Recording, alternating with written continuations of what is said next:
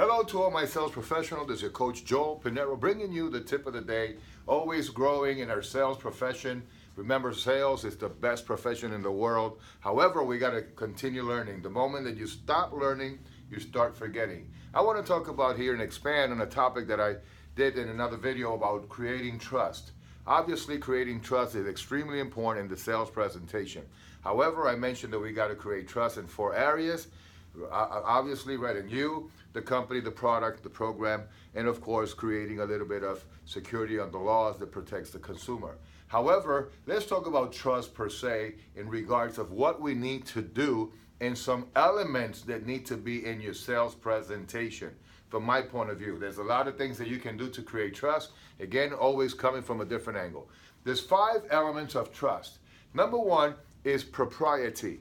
And you probably heard this before, right? Being proper to the situation, right? And let me expand on that, what I mean with that, right? First of all, you have to create a good propriety on yourself, your dress code, right? How you present yourself to the consumer, to the client, to the prospect. Your propriety, your dress code, how you look, right? Well pressed, sharp, clean, right? With the proper attire for the profession that you're doing that is going to represent the product, right? So the propriety on yourself, clean, your hands are clean, right? Not too much jewelry, not too much of anything, always keeping a good balance, right? If you're in the real estate business, right, and you're going to visit some investors, they want to see that you are in the right propriety, right? You have in this case, I'm in a suit over here talking to you, right? And, that is going to reflect a little bit about what you're all about. This is like your business card that you are showing the customer. They can see it, right, on how detailed you are on taking care of yourself and on your propriety, right? This might speak louder than anything else because guess what? When you open your mouth, your propriety should be consistent with the way that you're dressed, right? But if you're wrinkled and all you're dirty, right, or twisted here, not in the right propriety, I think that the trust is going to be more difficult to establish.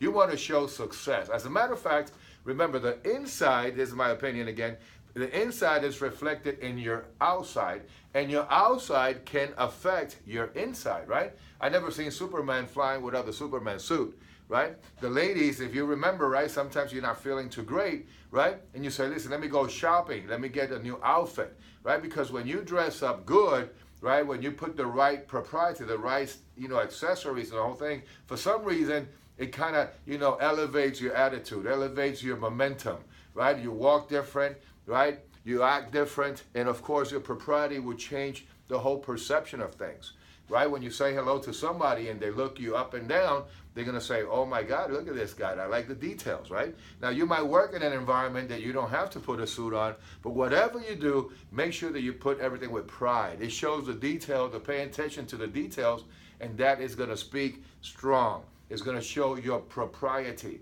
Of course, if you're in a sales room, the sales room has to be consistent with the message that we want to send to the people. So the propriety of the room has to be with your books, your pitch book, your presentation book, your materials, your briefcase. All of that is going to be kind of saying something about your propriety. Now, let me put it on the other side, okay? Imagine if you're not. You go to a doctor, and the doctor is with a white robe, one of those white things, right? And it's all dirty. He's chewing gum, right? His hair is all messed up, and his hands are not looking clean, right? The nurse is also a little bit, distressed over there. And, of course, the room doesn't look right.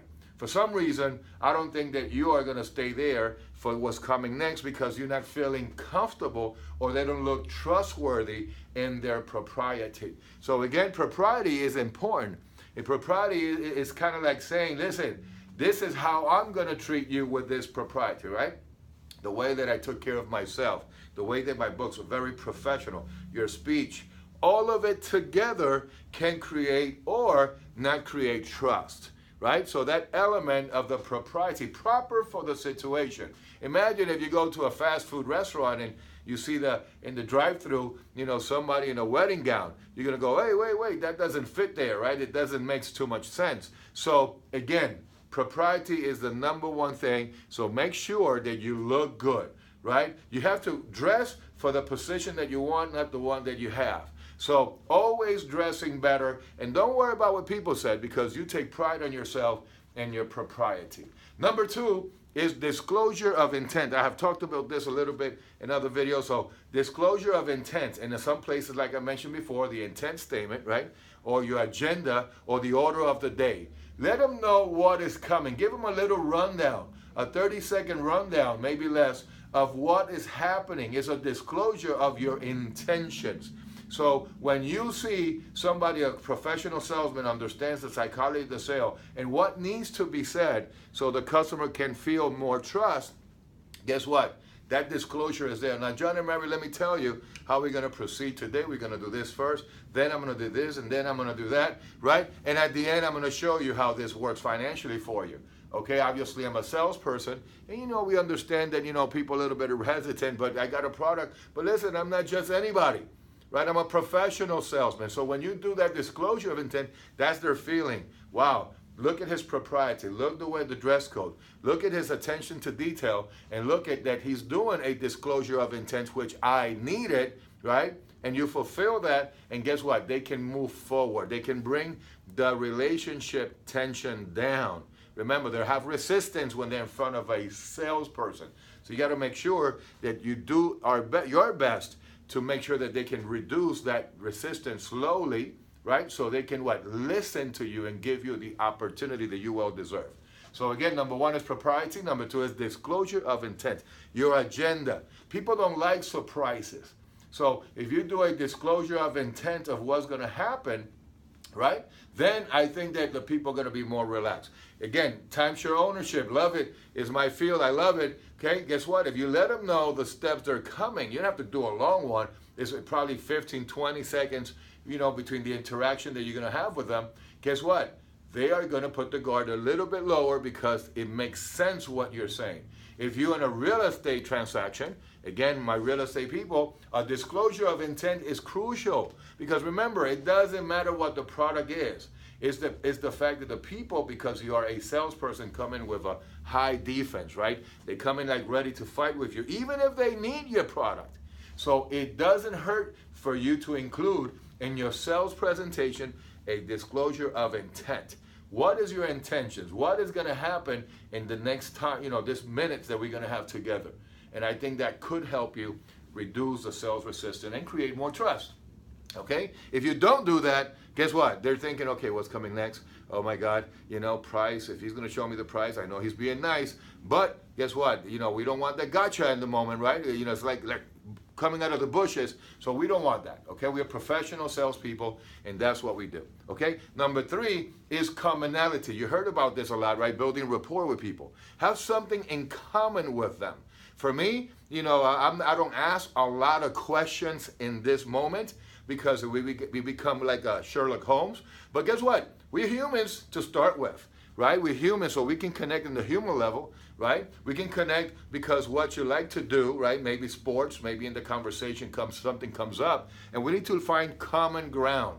Somehow, the salesperson, a lot of times they go attacking immediately to sell, and they forgot to connect. We are selling humans. So if we're selling humans, guess what? They're a father, they're a brother, they're a sister, they're a sons, right? So let's connect in that level. We don't want to be too tacky with this. It's just finding a common ground, connecting. Sometimes you're talking with somebody and they're not paying attention, or they're a little bit resistant or distant to you, and all of a sudden you mention something and they say, well, really? And that's what you like to do? I like to do that too. So find something. By the way, tone of voice, right? Connect with them. This is not about manipulation. This is about connecting and talking to people in the right channel. People like to buy like people like themselves. All right? So here we go. You got the propriety. You got the disclosure. You are connecting in the human level. Commonality, right? Building a little bit of rapport. You don't need a lot, but a little bit can help. Is going to bring that guard down a little bit lower. Remember, this is just chipping away, so that way the message is received, right? So again, number 4, right? You got to have what? Right? You got the credibility, right? Now you got to be credible. I'm sorry, right? You got to be credible. So you got commonality, credibility. How you create credibility, how you gain credibility with people. Well, listen, know what you know, right? If I know what I know, is going to come out with power, with juice. So if you don't know, if you're doing a script, right? A lot of companies, they do script, and it's good, right? You got to learn it, right? So when you learn your script, it comes out naturally. Only then your personality can flow with that script.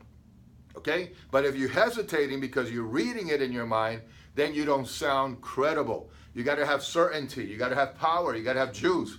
Confidence, right? Okay? So credibility is extremely important.